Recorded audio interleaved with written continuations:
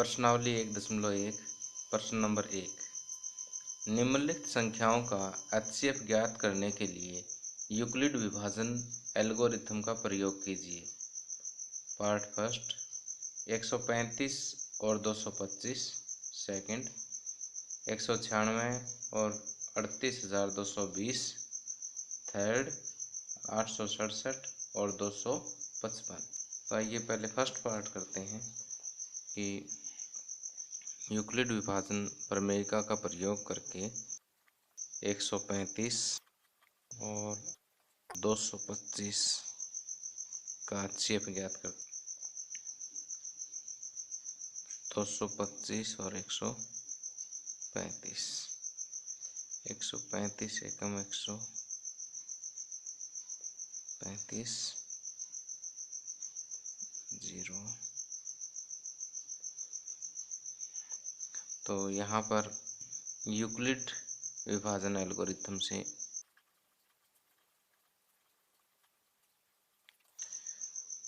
225 बराबर 135 गुणा 1 प्लस 90। यहाँ R 0 नहीं है, इसलिए 135 और 90 के लिए फिर से यूक्लिड विभाजन प्रमेय का रिपीट होगी।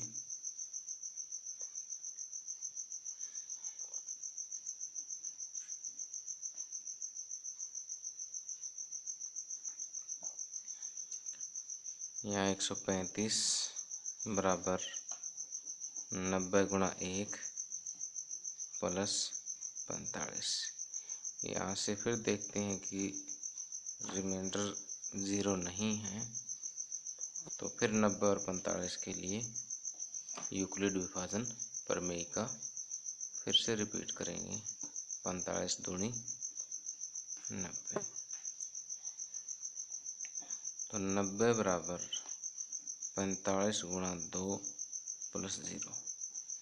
यहाँ R देखिए 0 है, तो इस स्टेज पर क्योंकि R 0 है तथा भाजक 45 है, तो 45 जो है वो 135 और 225 का HCF होगा।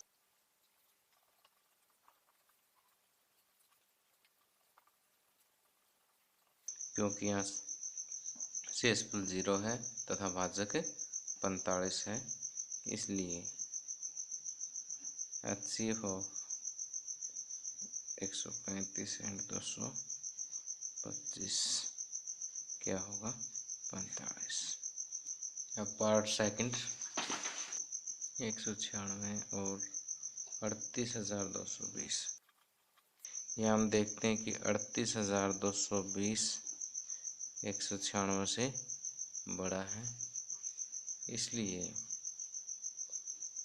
38,220 को 196 से भाग करते हैं।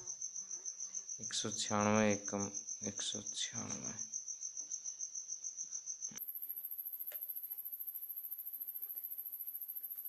ऊपर से 2 उतारते हैं। 196 निम्न पे जाएगा, ये 64। 12 में से 4 माइनस करेंगे 8। 196 5 980।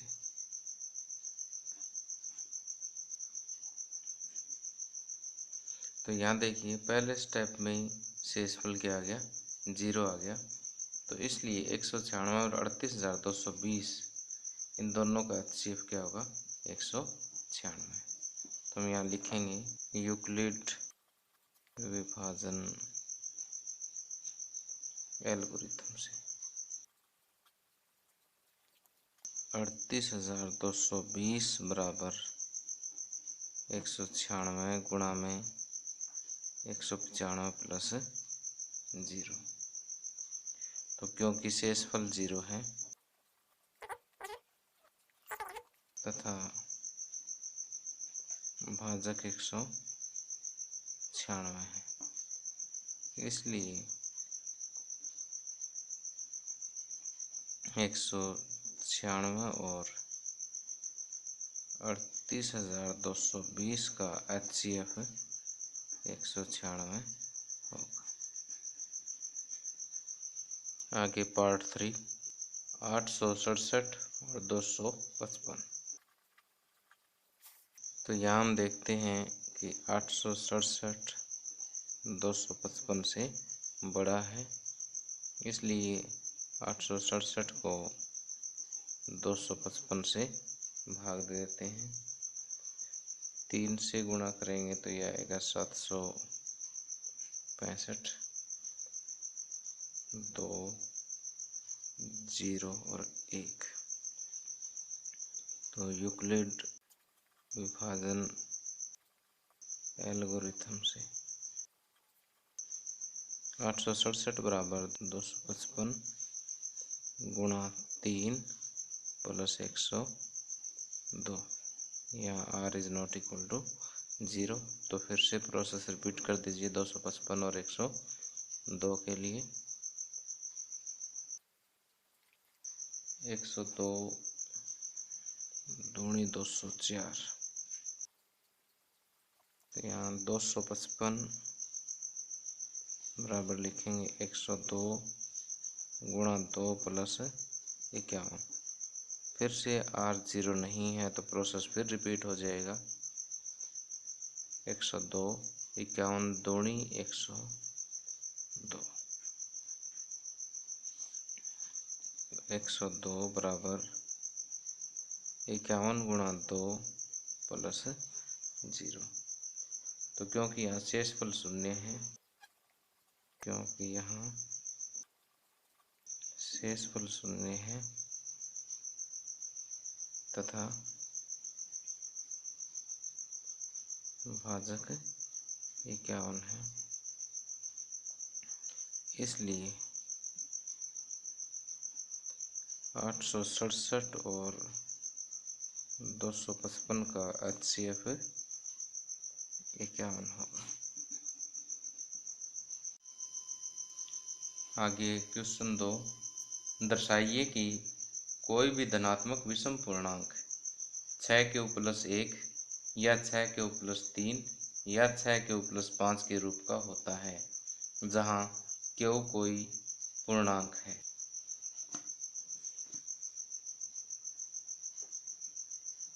माना A एक धनात्मक विषम पूर्णांक है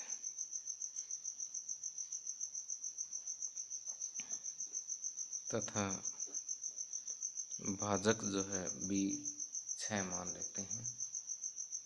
तो यदि हम किसी भी पूर्णांक A को 6 से भाग दें तो कोई भाग Q आएगा और शेषफल R आएगा। अब R हमें पता है कि 0 के बराबर या 0 से बड़ा होगा, लेकिन 6 से छोटा होगा। तो R बराबर हो सकता है 0 या 1 2 3 4 या फिर 5। यूक्लिड विभाजन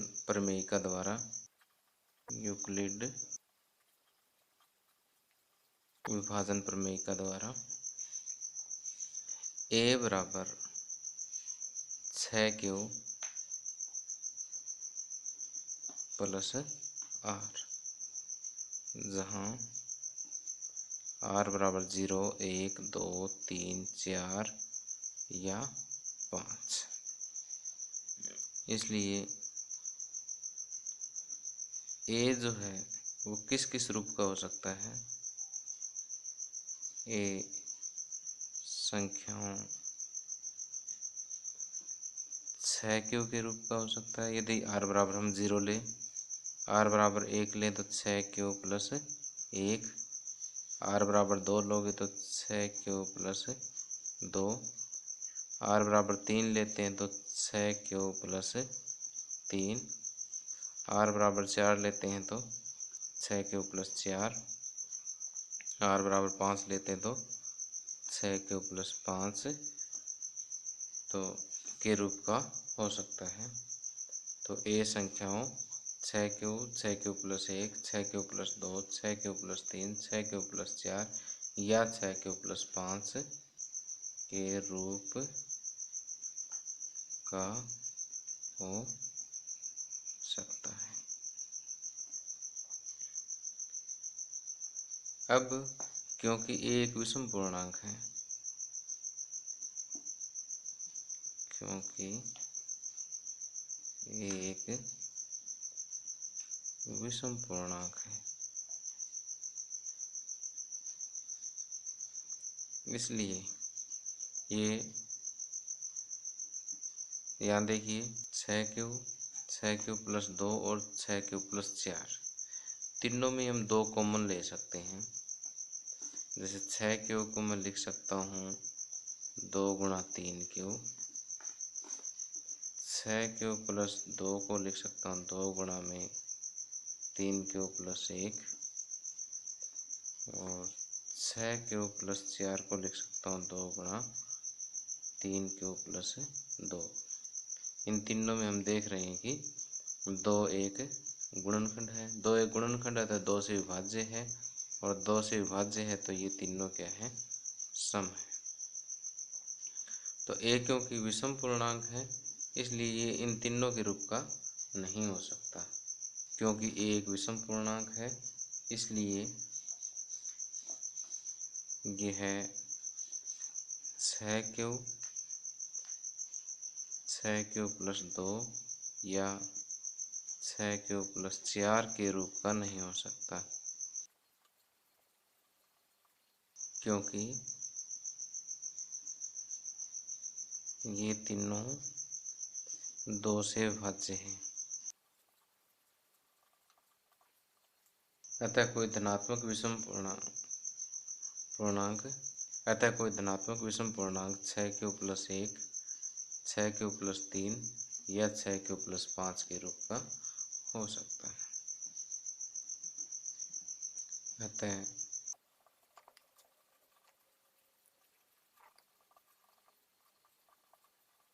अतः कोई धनात्मक पूर्णांक 6 क्यूब प्लस 1, 6 क्यूब प्लस 3 या 6 क्यूब प्लस 5 के रूप का होगा। आगे क्वेश्चन 3, किसी परेड में 616 सदस्यों वाली एक सेना यानी आर्मी की टुकड़ी को 32 सदस्यों वाले एक आर्मी बैंड के पीछे मार्च करना है। दोनों समूह को समान संख्या वाले स्तंभों में मार्च करना है। उन स्तंभों की अधिकतम संख्या क्या है जिनमें वे मार्च कर सकते हैं। स्तंभों की अधिकतम संख्या 616 और 32 का HCF होगा। स्तंभों की अधिकतम संख्या बराबर 616 और 32 का HCF होगी। तो आइए 616 और 32 का HCF ज्ञात करते हैं। तो यहाँ हम देखते हैं कि 616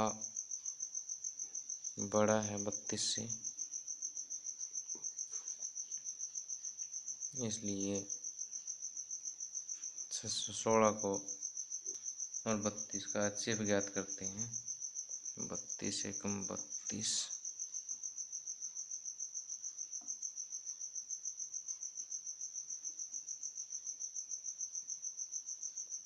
32 90 288,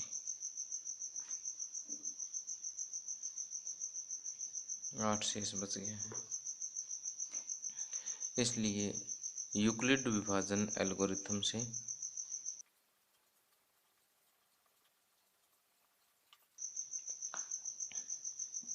616 बराबर 32 गुणा 19 प्लस 8, यहाँ R 0 के बराबर नहीं है इसलिए प्रोसेस रिपीट हो जाएगा।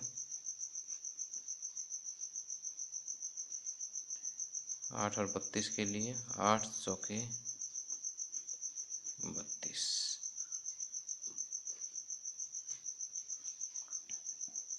32 बराबर 8 गुणा 4 प्लस 0, यहाँ रिमाइंडर क्योंकि 0 आ गया है इसलिए 32 और 216 का HCF 8 होगा, क्योंकि यहाँ शेषफल 0 है और भाजक 8 है।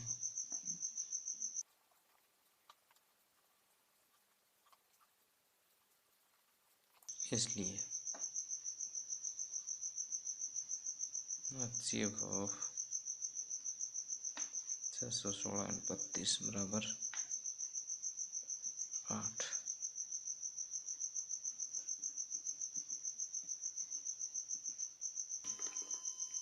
आगे क्वेश्चन 4, यूक्लिड विभाजन प्रमेयिका का प्रयोग करके दर्शाइए कि किसी धनात्मक पूर्णांक का वर्ग किसी पूर्णांक m के लिए 3m या 3m प्लस 1 के रूप का होता है। तो यहाँ मान लेते हैं कि a एक धनात्मक पूर्णांक है।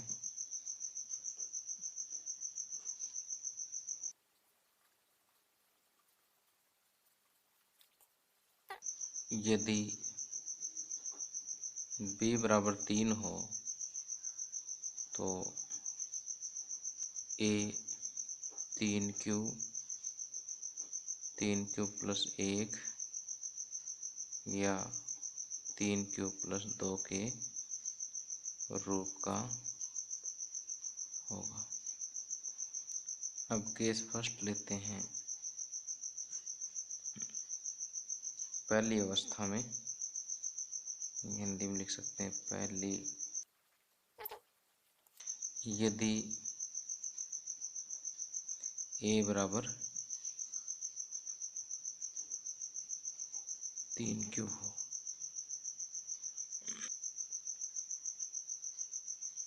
तो a स्क्वायर बराबर, क्योंकि हमें धनात्मक संख्या का वर्ग चेक करना है तो इसलिए धनात्मक संख्या a है तो a का वर्ग 3q का वर्ग होगा। इस स्थिति में 3q का वर्ग 3 तिये 9q स्क्वायर। 9q स्क्वायर को मैं लिख सकता हूँ 3 गुणा 3q स्क्वायर, तो 3। अब इतने को हम m मान लेते हैं तो a स्क्वायर बराबर 3m, जहाँ m बराबर 3q स्क्वायर। अब दूसरे केस में या दूसरी अवस्था में यदि a बराबर 3q प्लस 1 लें, यदि a बराबर 3q प्लस 1 हो तो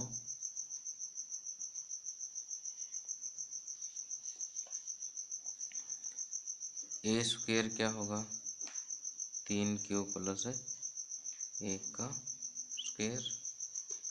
अब ये आपको पता है कि a प्लस b का होल स्क्वायर सूत्र क्या होता है, a square plus 2ab plus b square. इस सूत्र का प्रयोग कर देंगे हम। तो a स्क्वायर यानी 3q स्क्वायर प्लस 2ab यानी 2 गुणा 3q गुणा 1 प्लस सेकंड यानी 1 का स्क्वायर, ये आ जाएगा 9q square plus 6q plus 1। अब इन दोनों में से 3q कॉमन ले लेते हैं, 3q प्लस 2 प्लस 1। अब इतने फैक्टर को मैं m मान लेता हूँ, 3m प्लस 1, जहाँ m बराबर q इंटू 3q प्लस। अब तीसरी अवस्था में a बराबर 3q प्लस 2, तो a स्क्वायर बराबर क्या होगा, 3q प्लस 2 का होल स्क्वायर। यहाँ पे फिर a प्लस बी का होल स्क्वायर का सूत्र लगाएंगे। 3q स्क्वायर प्लस 2 गुणा 3q गुणा 2 प्लस 2 का स्क्वायर। 3q स्क्वायर यानी 9q स्क्वायर प्लस 3 दूनी 6 दूनी 12q प्लस 4। यहाँ देखिए 9q स्क्वायर प्लस 12q, 4 को मैं लिख सकता हूँ 3 प्लस 1। इन पहले 3 में से मैं 3 कॉमन ले लेता हूँ। 3q square plus 4q plus 1 plus 1, 3m plus 1। यहाँ पर ये पूरा फैक्टर मैंने m के बराबर ले लिया, जहाँ m बराबर 3q square plus 4q plus 1। तो यहाँ देखिए तीसरे केस में भी ये किसके रूप का आया, 3m प्लस 1 के रूप का। तो यहाँ से अगर हम सभी केसेस को एक बार देखें तो पहले केस में या पहली अवस्था में ये 3m के रूप का था, दूसरी अवस्था में 3m प्लस 1 के रूप का, और तीसरी अवस्था में भी हम देख रहे हैं कि ये 3m प्लस 1 के रूप का है। अतः किसी धनात्मक पूर्णांक का वर्ग 3m या 3m प्लस 1 के रूप का होगा।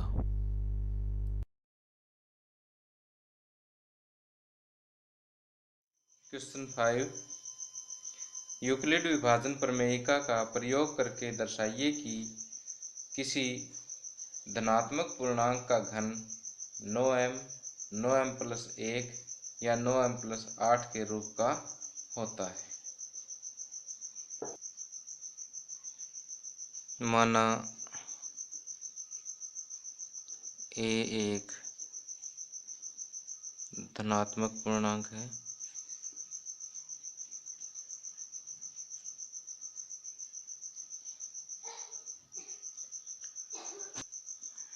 यदि b बराबर 3 लेते हैं तो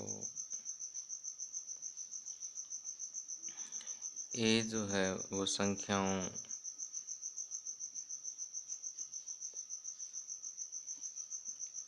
a को अगर हम 3 से भाग करें तो कोई भागफल q और शेष r आता है।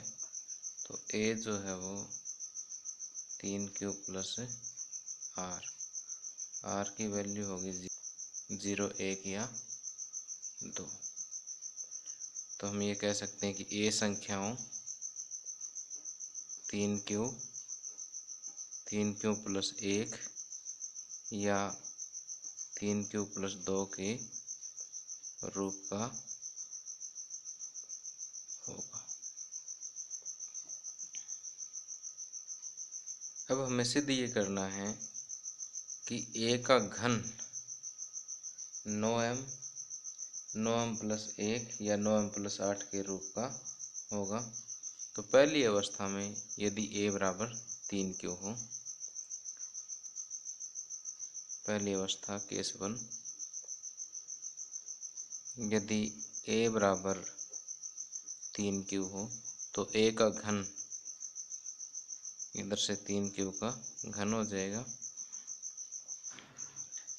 3 का घन 3 तिये 9 तिये 27 q का घन।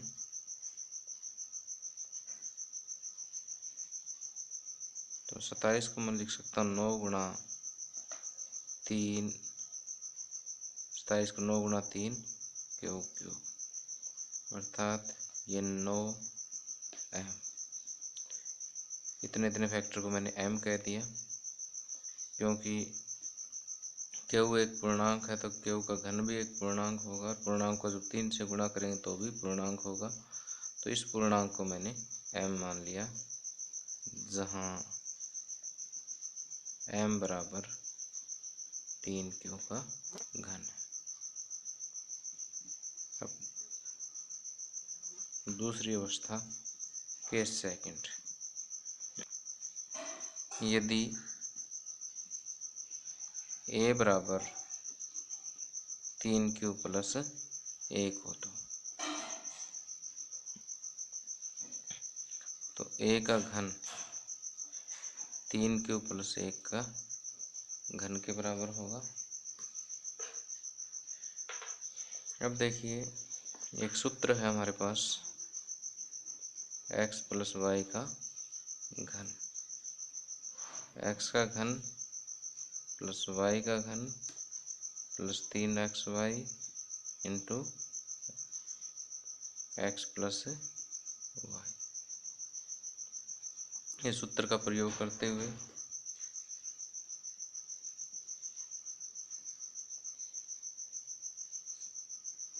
तीन क्यू का घन प्लस वाई की जगह 1 का घन प्लस 3 गुणा 3 क्यू वाई की जगह 1 गुणा 3 क्यू प्लस 1, तो ये हो जाएगा 3 क्यू का घन 3 3 होती है 27 प्लस 1 का घन 1 प्लस 3 3 9 क्यू गुणा 3 क्यू प्लस 1। अब ये दोनों फैक्टर देखिए, इन दोनों में से हम 9 कॉमन लेंगे। चलो एक स्टेप और कर लेते हैं। 27 Q Q plus 1 plus 9 Q को अंदर मल्टीप्लाई कर दीजिए 3 क्यू स्क्वायर प्लस में क्यू। इन दोनों फैक्टर में से 9 कॉमन ले लीजिए। 3 Q cube plus 3 Q square plus Q plus ये वाला 1। अब इसको हम 9 m प्लस 1 लिख सकते हैं, जहाँ m जो है ये पूरा वेक्टर है, जहाँ m बराबर 3 Q cube plus 3 Q square plus Q है। तीसरी अवस्था में केस थर्ड, यदि a बराबर 3 क्यू प्लस 2 हो तो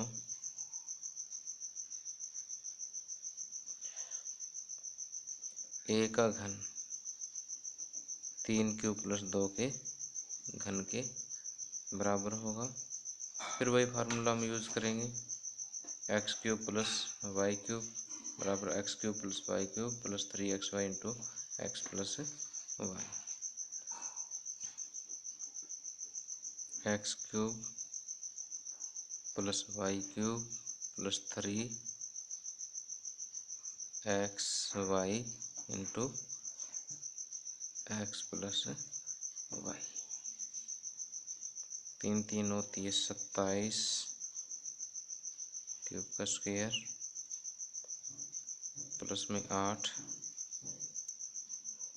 3 3 9 दूनी 18 क्यू गुणा 3 Q plus 2। 27 Q cube plus में 8 प्लस 18 गुणा क्यू को अंदर मल्टीप्लाई कर दीजिए 3 क्यू स्क्वायर प्लस 2 क्यू। अब इन दोनों फैक्टर में से 9 कॉमन ले लेते हैं।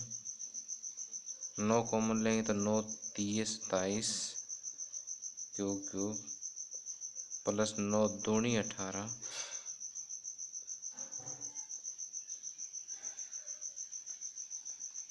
प्लस में 8।